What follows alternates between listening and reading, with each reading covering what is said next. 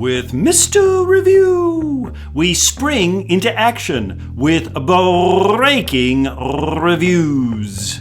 Hello, friends. It's Mr. Review, and we're looking at interaction among branches. Government in trees.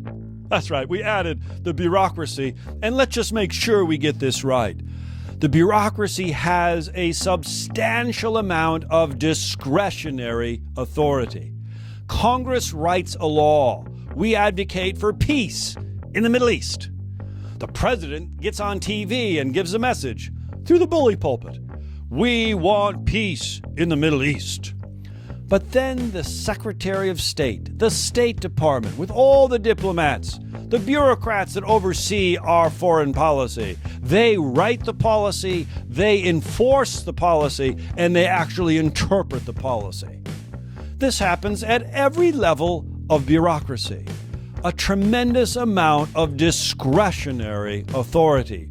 Discretionary authority suggests that bureaucrats can oftentimes act in unchecked ways or act outside of the explicit directions of a bill, of a presidential response, or even outside of the purview of the Supreme Court. Does this make our bureaucracy some sort of hidden government?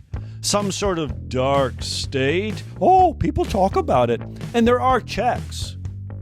But don't forsake the idea that we are only a three-branch government.